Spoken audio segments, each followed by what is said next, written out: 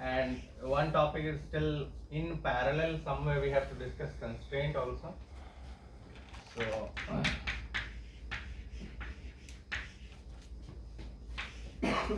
So we have discussed K1C, so stress intensity factor K1 and critical value of that. And apart from that, there is another parameter which can describe fracture toughness. What is fracture toughness? Something which becomes critical. And when we talk about K, we are talking about elasticity and then fracture, insignificant amount of plasticity. Okay. So apart from K1C is one parameter which tells you that this much amount of stress intensity has happened, and if you go beyond this, then you will have a high probability of a catastrophic failure. So crack will propagate, and in brittle fracture, crack propagates with a very high speed in metallic materials. So you will not have time to do anything about it. That's why it becomes an important design criteria that you must have a K1C value for, so K1C value or the critical crack length which you get from this. So this is equal to whatever constant into sigma root over pi a. So for K1C, the value of crack length which you get is critical crack length. So if your crack length is greater than this, then you will not, your component will not survive. Okay, so your critical crack length for the operational stress applied and for the amount of crack you are expecting you have in the system must be lower than the critical crack length with a factor of safety. Okay. So basically what we are doing is we are trying to find out one parameter. This parameter is based on the initial geometry and the applied stress. Right. There can be another parameter or many other parameters which can tell you that this thing, anything, any parameter which goes beyond the critical value, then you will not be able to propagate. You will not be able to control the crack growth and your component will fail. So what could be the other parameter? How can you define that a crack is there and you have applied some force or displacement on it and that is going to fail beyond a certain limit? What could be that parameter?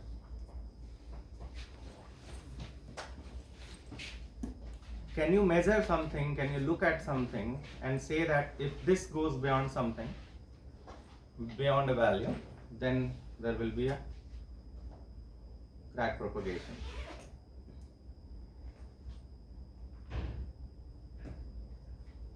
So, yeah? Applied load. Applied load. Applied load might vary if you have different crack lengths. Change in length. Change in length. Change in what? Length. Length. Oh, मतलब sir कोई specific में specify किया अगर इसमें इतने से ज़्यादा अगर चेंज हो तो क्रैक। लेंथ कहाँ पे? स्पेसिफिक में अप्लाई करेंगे सर लोड। हाँ। तो हम एक सर्टेन लेंथ को मानेंगे कि अगर इससे ज़्यादा इंक्रीज हुई तो ये क्रैक होगा इसमें। But that length might also differ, and it will differ for different crack lengths. It will have a different value.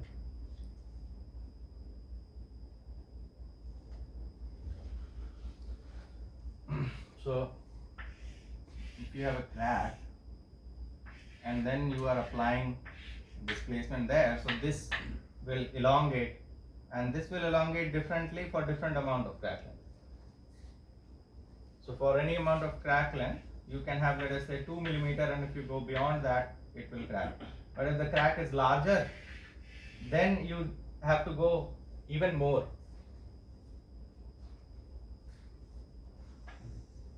Right. So one criteria could be that how much the crack is opening up.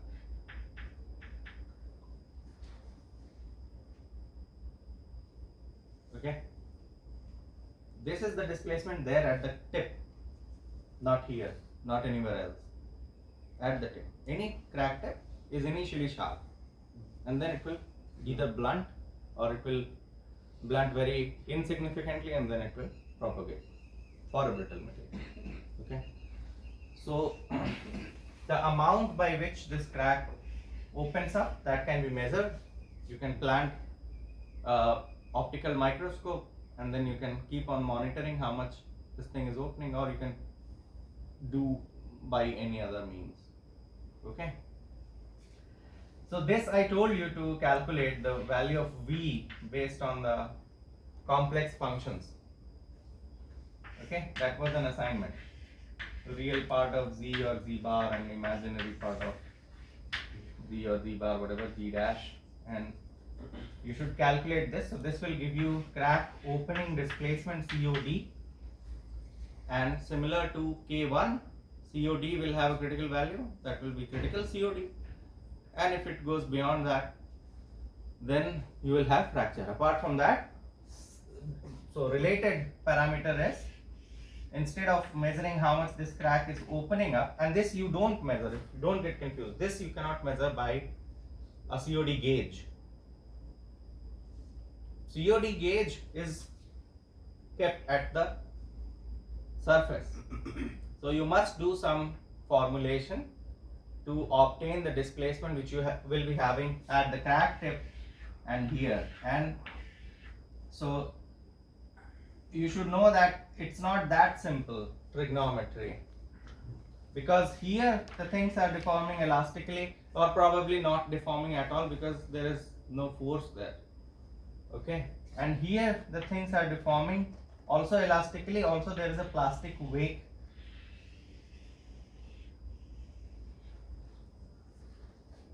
What have I drawn? Maybe you don't know.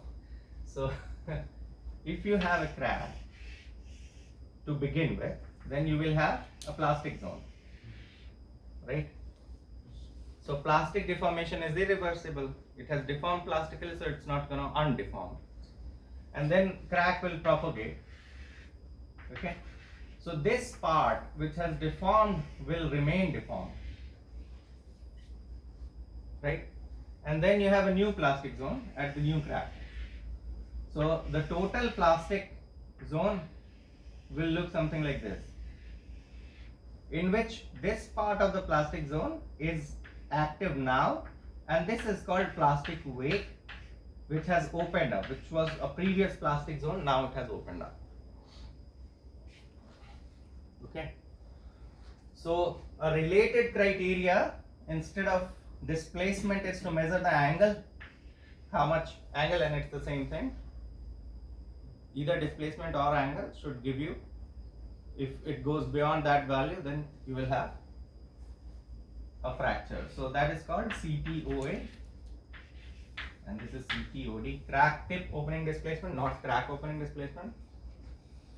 So crack tip opening displacement, okay, and CTO is crack tip opening angle.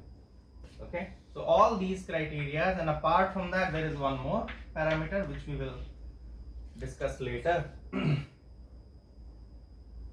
And I believe these are the parameters, all of them, which can define a critical value, or all of them can define fracture toughness. Okay, so so for all of them we can have a testing scheme, and one testing scheme except for J1C will work for the three criteria. The only thing will be, you will be measuring something else in all three different parameters. Okay, so the ASTM standard for plane strain fracture toughness, I told you we are measuring plane strain fracture toughness when we talk about K1C, because, well, you can also measure plane stress fracture toughness, but that will not be a material property. Okay, so you need a material property to have a design criteria.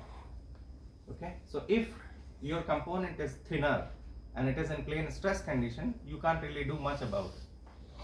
What can you do is, you can measure plane strain fracture toughness, and that will be a conservative criteria, because plane strain fracture toughness will be a larger thickness, and in plane stress you will have more deformation. The material will be able to take more plastic deformation, so it will never fail before K1C.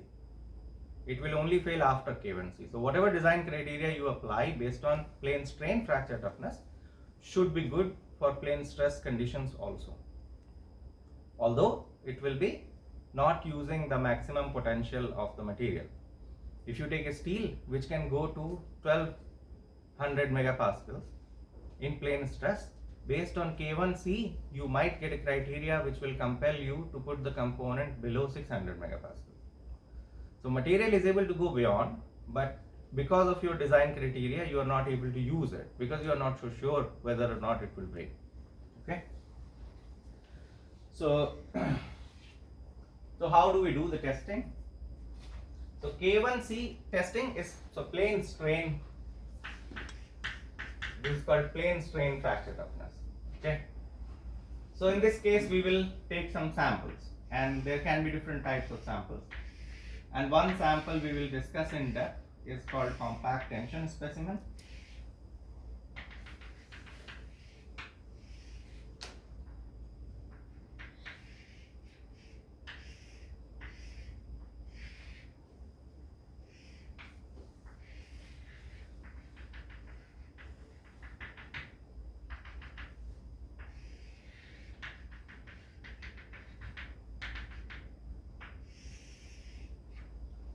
Okay, so this is compact tension specimen. Apart from that, you can have 3-point bend specimen that I will draw in 2D. Okay. Apart from that, you can have circumferentially notched specimen. So this is a cylindrical specimen.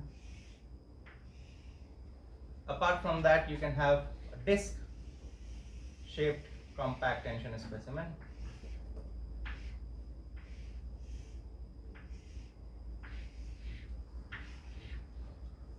And you can have centered cracked panels,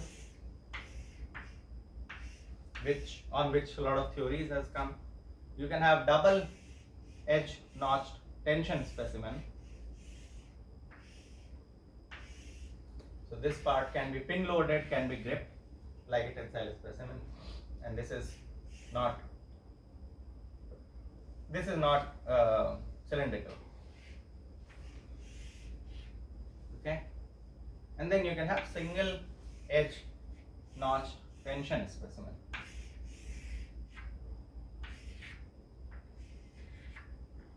Okay, so all these kind of specimens can be tested for K1C, for CTOD, for CTOA, and also for J integral. The method of testing for J integral is different. More or less method is also same, but the data analysis is different.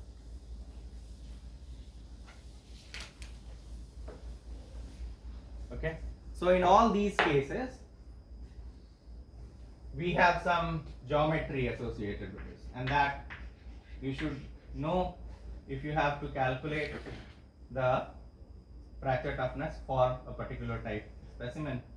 So this is called compact tension specimen, and this is called single edge notched bend specimen.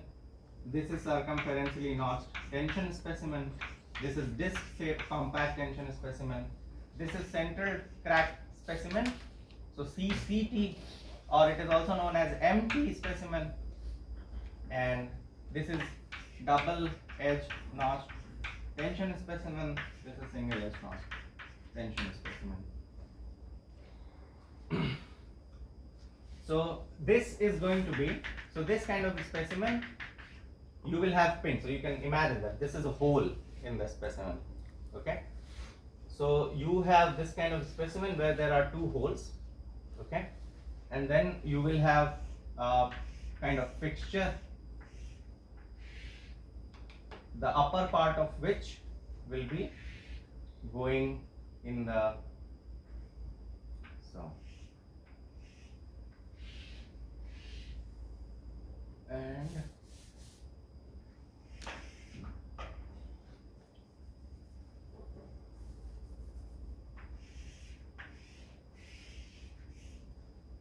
here you will have, here you will have a thread, a female thread.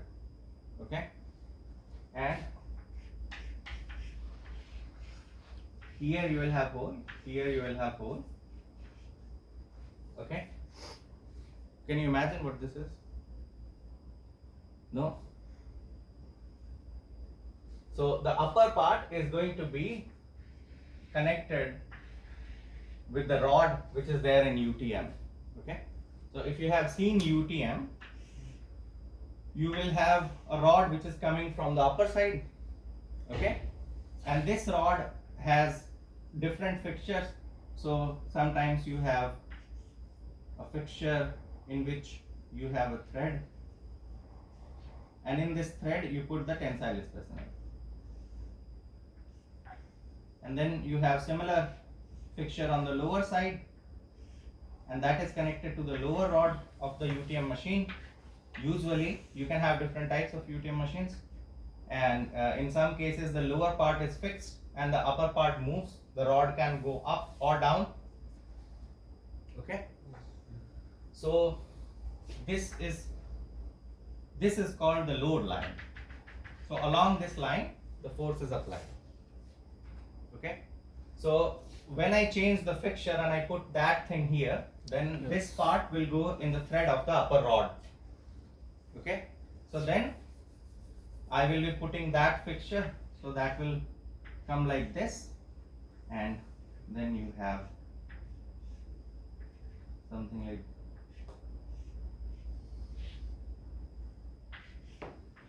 this, and there is another hole on the other side.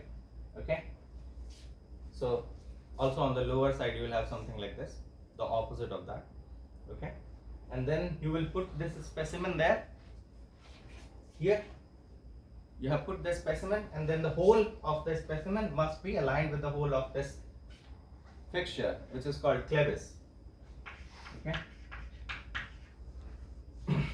and then once they are aligned, you put a pin. You put a metallic cylinder in those holes so that it is attached. So it's a pin kind of thing. And then on the lower part also, so you have a specimen here, and then on the lower part also you have this fixture in which you have put the pin there, pin here. Now it is connected. समझ में आ रहा है? And then when you pull the rod, it is going to open up the crack, right? So the load is going to be applied along the line which is passing through the center of the specimen. Okay, so that is called load line. From the load line, the distance of the back side is called the specimen width, W. Okay, the thickness of the specimen is denoted with B. I don't know why it is called B. Previously it was T, then it became B. And then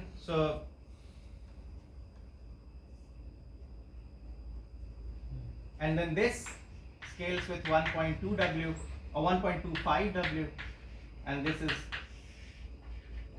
1.2 W, or is it 2.4 W? I think this is 1.2 W, half of it. Okay. So what does that mean? And then you have to keep scaling. The usual scaling is that the W must be double of the thickness. It can be larger than that, or so you can have a variation. So you don't really, if you are following the standard, then you must. Okay, but because of practical reasons, you can change it. Okay, and when you change it, then the formulas, you must be sure that those formulas will be valid for your analysis or not. Usually they will not be. Okay, so and then similar dimensions are there. So in this 3-point bend case, this is the specimen width, W. Then you will have a thickness, B.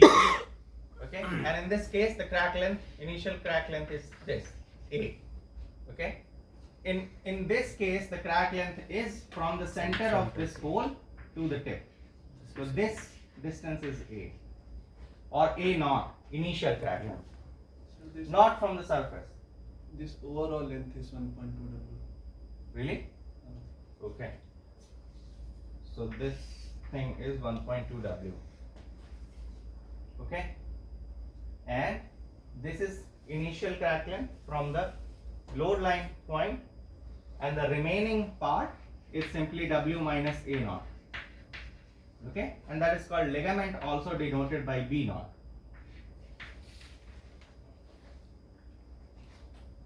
Okay, ligament is a very general term. It means that the thing which is connected.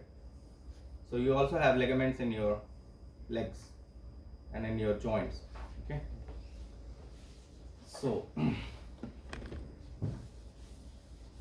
then what will happen? Then the machine will be pulling the upper hole, the upper pin, okay, and then the lower pin is fixed. So the lower part of the specimen is fixed. So this is similar to applying the same force divided by 2 on the both sides, or keeping the lower part fixed, upper part moving. Okay, so that is, the machine is not applying force.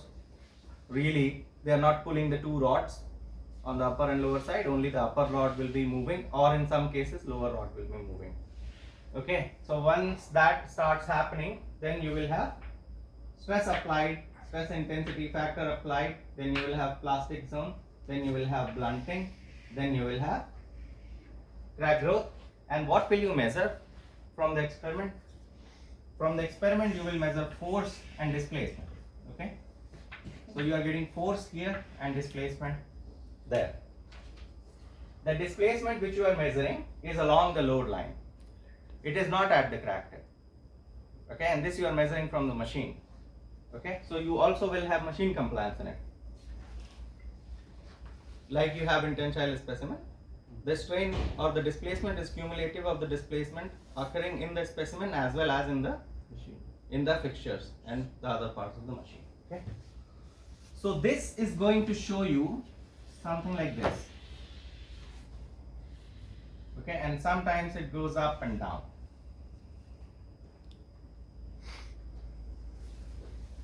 In other cases, what you can have is just going up curve, and in some cases you are going to have this phenomena.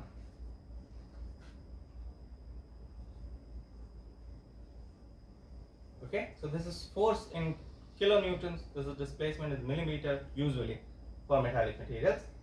This part might be happening because of the slipping of the pin initially or fixture, so 1 or 2 threads are not really adjusted, so you will have a slipping. Okay, apart from that, you can have a lot of non-linearity in a material which is very brittle. So you have to be very careful with these kind of testing. You know that your material is brittle, but the load displacement curve is showing too much deformation. Okay, so then it might be because the pins are bending. So you have to look. It's not that somebody has done the experiment in some other lab and you are just looking at the data and you analyze, you will not arrive at the results. Never. Not only in this test, in any other test. It is very important to really observe the experiment and all aspects of it. Don't be very confident that I know what is going to happen, so I'll just sit in my room and the machine is doing its job and at the end I'll get the data. That is not good. Okay? So when you load this specimen, you will see there is some jerk, there is some slipping, 1 or 2 threads are not connected. There was a dart, so you tightened it. And now when the force is applied and the force has increased, that dirt is gone now, it has broken, and then it will slip. That can happen. If the pin is soft, and then, so this whole diameter is also scaled. So it is, how much it is? 0.625 W? Yes, sir.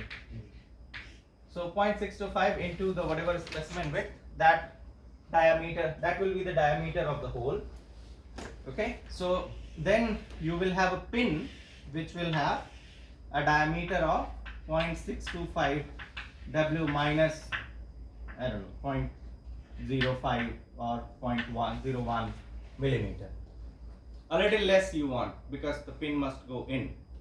Exact same will not go in. You can't make exact 0.625, so you have to use tolerances. Okay.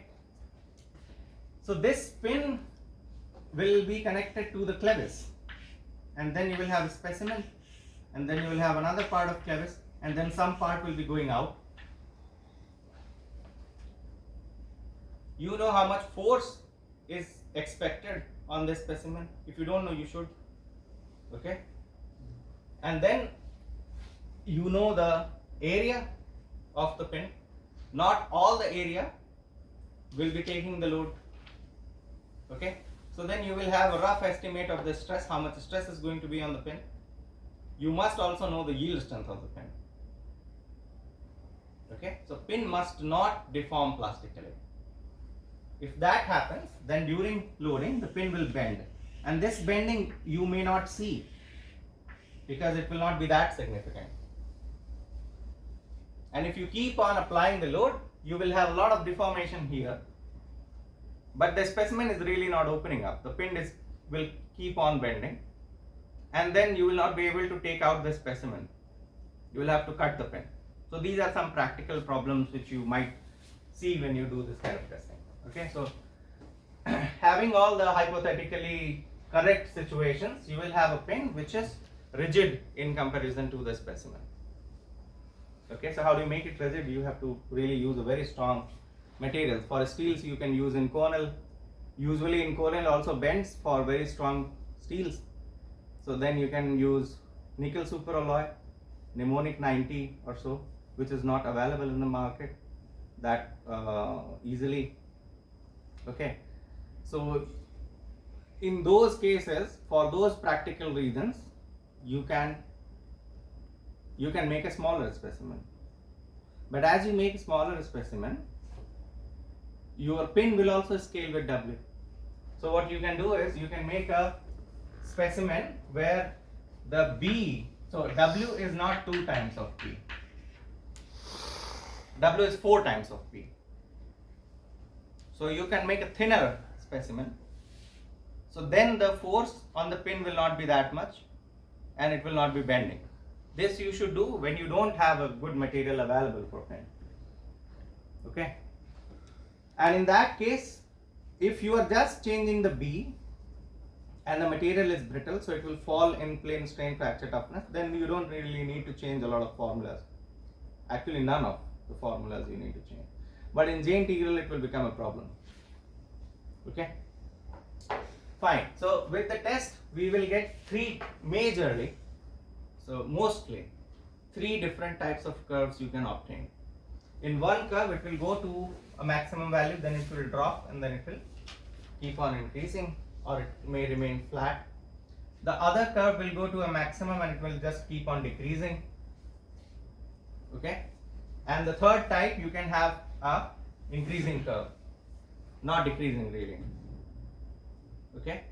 So in all these cases, and this, what about this? So this is happening because it can happen because of slipping of the threads, and the machine compliance is also included in this part. So first thing is that you need to shift this curve so that the slope of this curve intersects here. So whatever is this value, x naught or delta naught, then you subtract this delta naught from all the data and shift this curve here. Okay. And this you are supposed to do also in J integral testing, also in tensile testing, in all the testing where you have UTM and fixtures and all those things. You need to do this. Okay. So once you have shifted this here, then you have removed the slipping part, and the machine compliance also you have to remove. Once you have done that, then you have, so this is called LLD, load line displacement. Okay. In Europe, this is represented with a letter V, and the pronunciation is FOW. Okay. So they will write FOW LLD, and in American literature you will see delta, or you will also see this delta, the capital delta, small delta, and the force can be represented with the symbol P, F. I have not seen anything else apart from P and F. Okay. Fine. So now you have load and displacement and the three types of curves. So let us say we have this kind of curve which is just going down, going up. Then what do we do? Or let us discuss the easier one first. So in that case, the force goes up, hits a maximum, and starts going down. in that case there is nothing much to worry about, because it has gone to its maximum value. And then why it is decreasing? Because the crack has started propagating.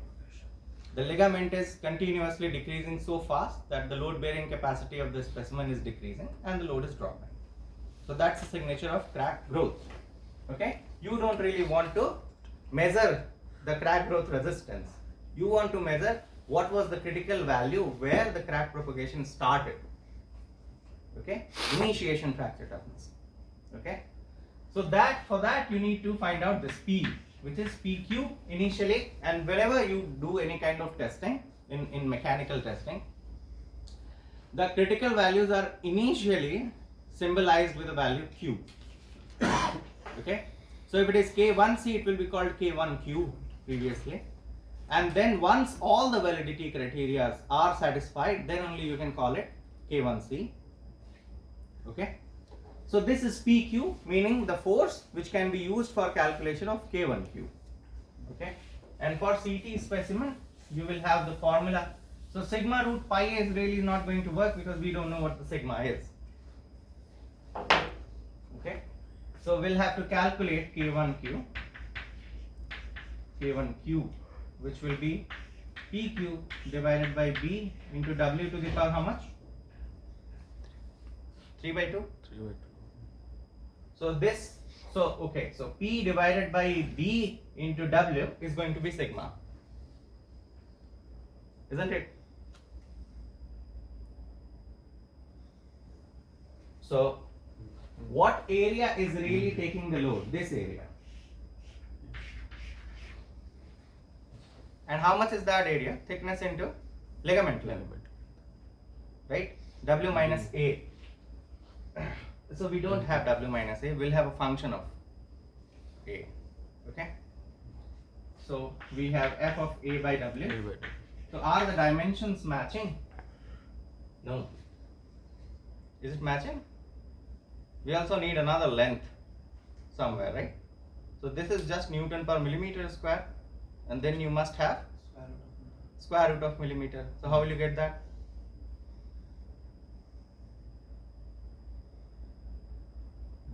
So you must have something like root over W or root over B or root over W minus A. Yeah? So you will have some formula like this, or if you have W to the power 3 by 2, then you have root W in the denominator, right? And then you rationalize what will happen.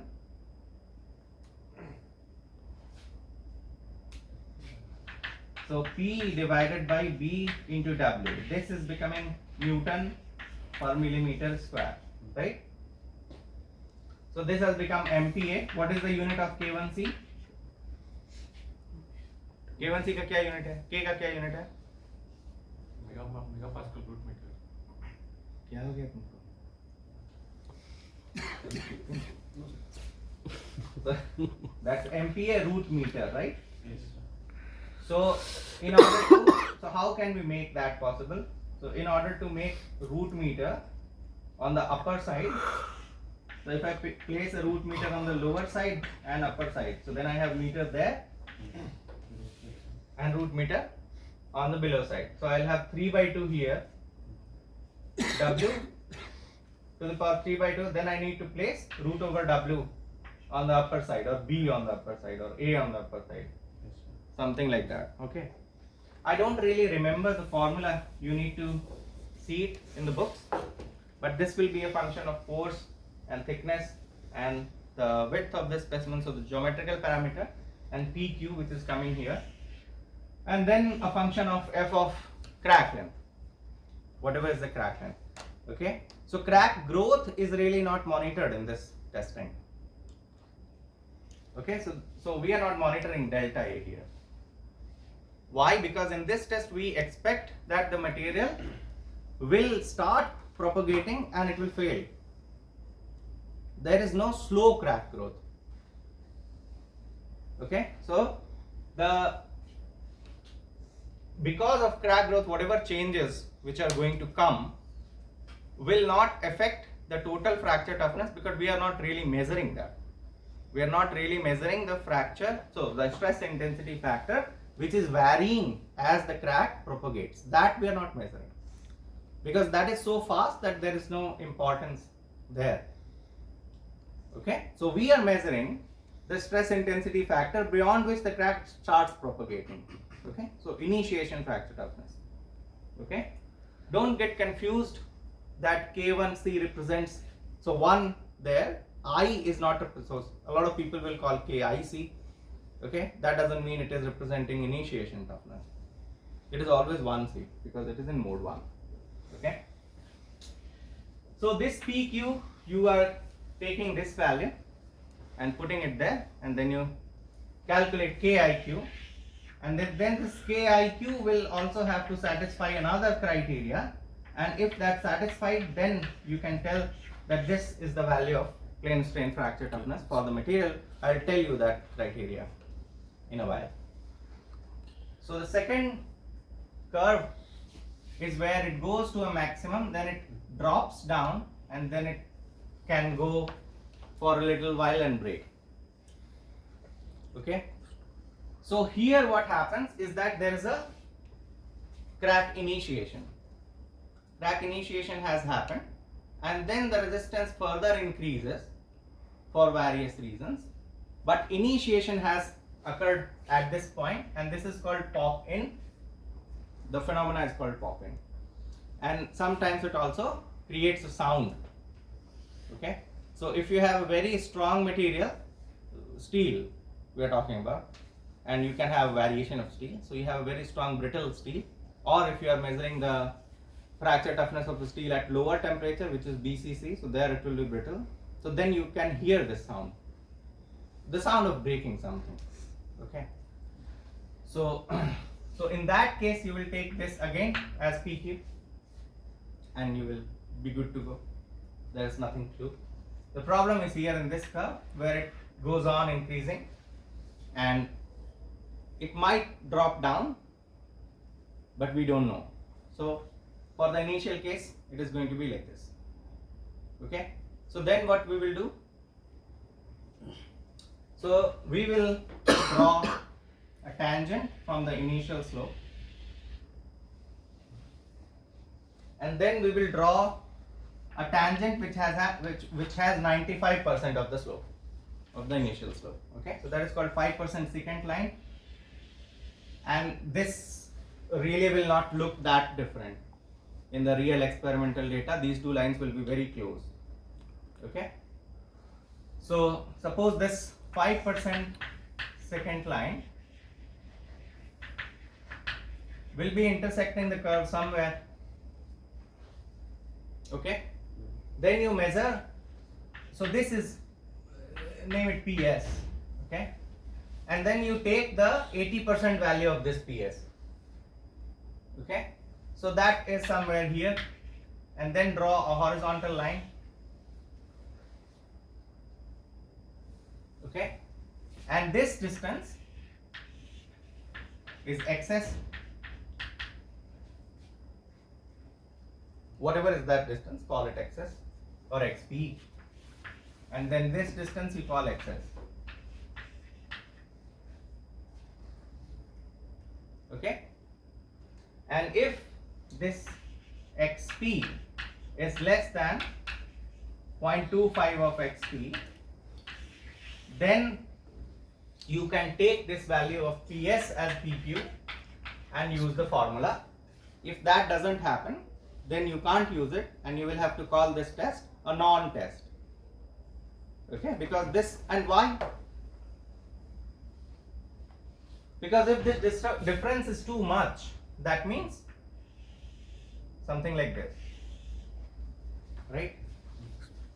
So that means for the same increment of force, it is going to take too much displacement. That means it is very tough. That means it is very ductile. That means it may not be in plane strain. That means the plastic zone will be very large, and therefore it doesn't fall in the regime of plane strain fracture toughness, where the plastic zone must be very small. Okay. So now everything is done, and then you got KIQ or K1Q. Why am I calling it K? K1Q. Yeah. What? 1/4 access नहीं हो सकेगा access access हुआ दोनों तरफ मैंने XP लिख दिया है. हाँ yes sir So the smallest one must be, so this is XP must be smaller than XS. अच्छा हाँ ठीक है Okay.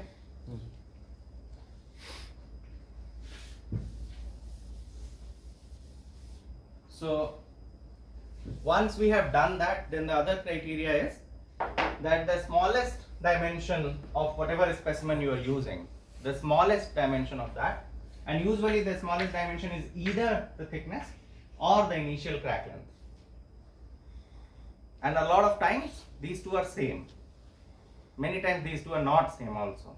So whatever is the smallest dimension must be less than or equal to 2.5 into K1C by sigma naught whole square, or larger than that. We'll check. Okay. So why this criteria is coming? This criteria is coming because we have derived the stress intensity factor from George Irwin's formula, and we have also seen the plastic zone correction. Okay, and it says that the plastic zone must be very, very small so that we can ignore it. If you can ignore RP, then plasticity is not making any significant difference to the theory, and then you can use stress intensity factor as the criteria. Okay, if it is too large, then it is interacting with the theory of elasticity, and K cannot be used as a design criteria or as a factor measurement of fracture toughness. Okay, so then the smallest dimension of the specimen must be, let us say, larger than 50 times of plastic zone radius. Okay, so plastic zone radius is 1 by 2 pi whatever is K1C sigma naught whole square. So we don't know if it has arrived at K1C. So whatever K you have applied, for that you should calculate how much is the plastic zone radius. Okay, and if you are measuring plane strain fracture toughness, then the maximum value is going to be K1C, right? So then it will become K1C. Okay, so can you calculate how much this is? 1 by 2 pi into, so 1 by 2 pi, how much is that?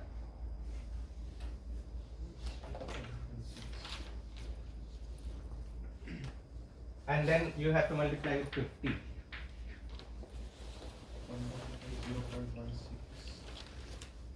1 by 2 pi is 0.16. 0.16 into 50 is how much? 7.96. What? 7.96 into 50. Yes, 50, 50.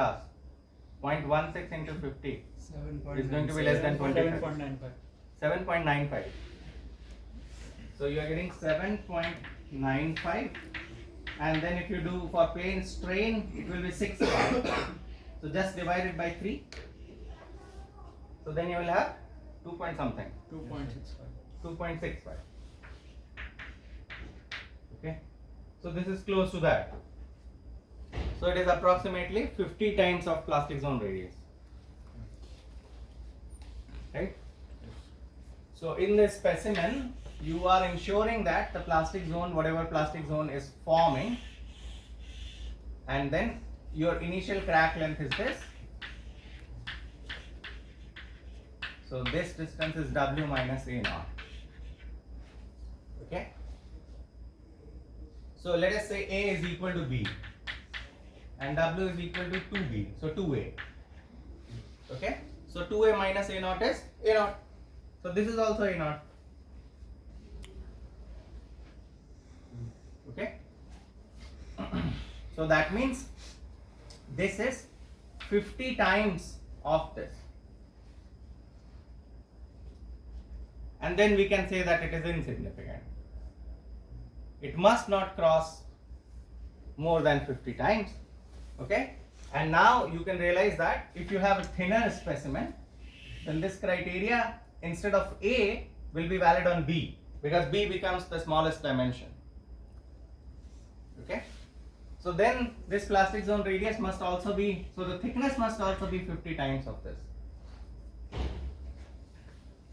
All the plastic zone will be there all along the thickness. Okay, but it is a way of saying that plastic zone is really very small. Okay, so if the thickness is 50 times larger, then the strain in that direction is going to be insignificant.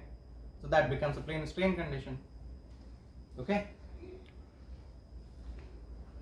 so then it is greater than equal to K1C by sigma naught whole square. What does it, so what is the problem in this testing?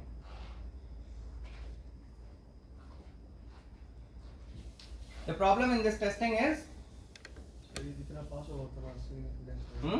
Sir ये जितना दूर होगा A not मतलब उतना force ज़्यादा impact डालेगा bending moment से। किससे दूर होगा? सर क्रैक का जो टिप है हाँ, उससे ये होल जितना दूर होगा उसका इम्पैक्ट ज़्यादा बढ़ेगा सर हर मोमेंट में जितनी लेंथ बढ़ेगी क्रैक। किसका क्रैक का टिप दूर है इससे, so my crack tip is here, yes sir. then what will happen? Same force ज़्यादा डिस्प्लेस करेगा सर इसी में। हाँ, correct. With that, but is that a problem with this testing? Same force ज़्यादा impact. But we have function of f of a by w which will take care of that. Okay, is it okay? Sir वो आप कह रहे हैं ज़्यादा displace होगा तो blunt हो जाएगा क्रैक। नहीं नहीं नहीं, ज्यादा डिस्प्लेस होगा इसका मतलब ये नहीं कि ब्लंट हो जाएगा. So if you have a larger crack and if you have a small crack, both of them are made up of same material. Okay, now this material is going to open up a little bit.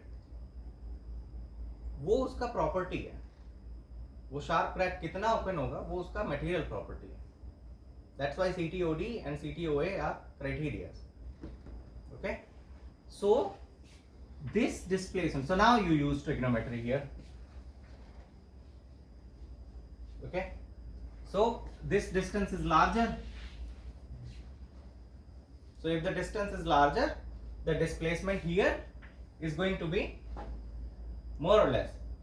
If you increase this and you are going to make, let's say, the cosine angles or sine angles same. Okay, so let us say tan theta is constant, so p by b is constant. So if you are increasing b, then p must also increase, right? So for a deeper crack you will have a larger displacement. That doesn't mean crack will blunt more, it is just happening because of the geometry. Blunting is a thing which happens when material is plastically deforming. So a little bit blunting will always be there, because a little bit plastic zone will always be there.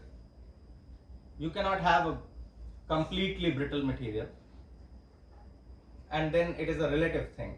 So I don't know what to call a completely brittle material or which sample to call a completely plain strain sample. Okay, so blunting is a signature of ductility, that it blunts. If the material is softer, it will blunt more. Polymers will blunt more. Ductile materials, ductile steels will blunt. SS 304, 316, they will blunt a lot. Okay. And also SS will blunt even at lower temperature, because that is FCC, so that is not going to show any transition, ductile to brittle transition. We have not discussed that. Okay. Good. So now we have this criteria, and then we can find out K1C. So if it passes this criteria, then we call KIQ. So K1Q, K1C. वो हो गया उसका material property. What is the problem with this testing? Time हो गया. Yes.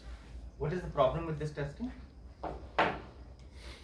The problem is you are trying to measure this, and you need this to measure this. You need this value to measure this value. What are you measuring? K1C. How will you call it K1C? Only when this criteria is satisfied. And this criteria has K1C. So how will you measure it? Okay, that's the problem. That's only one of the problem. So you need to have an estimate of K1C. Okay, so suppose you have designed a material by putting some nitrogen in SS316. Okay, so SS316 Ln ban gaya. Now you don't know the fracture toughness of it, so you take the estimate of SS316L. It might not fit. You don't know, it's a new material. You Okay? have to take reference. You have to take reference, and then you see what is happening. So the other criteria is actually telling you that whether it is too ductile or too brittle. So if it fails here, then there is no point going there. So then SS316Ln is actually very ductile. So you cannot take reference of the K1C value of SS316L. Do you follow what I am saying? नहीं नहीं sir ये SS136 एक material है, ठीक है, mild steel. So mild steel has some alloying elements, carbon, nitrogen, blah blah this that. Okay, I add chromium to it, a little bit of chromium, and then I cannot call it mild steel, right? So I have a modified mild steel now. It's a new material. I want to find out the fracture toughness of this material. Okay, so I do the testing, and then I have to follow that criteria. What K1C value I will take? I have developed this material and I am measuring for the first time. So I don't have K1C really. So I will take the K1C of mild steel from which I have developed this. Okay? And before going there, if it fails here, it says that my modified mild steel is much ductile in comparison to mild steel. So I can't really use that criteria. You are getting a signal not to use that here only. Do you follow? Okay. So I believe nothing is left to discuss, so we'll close this session.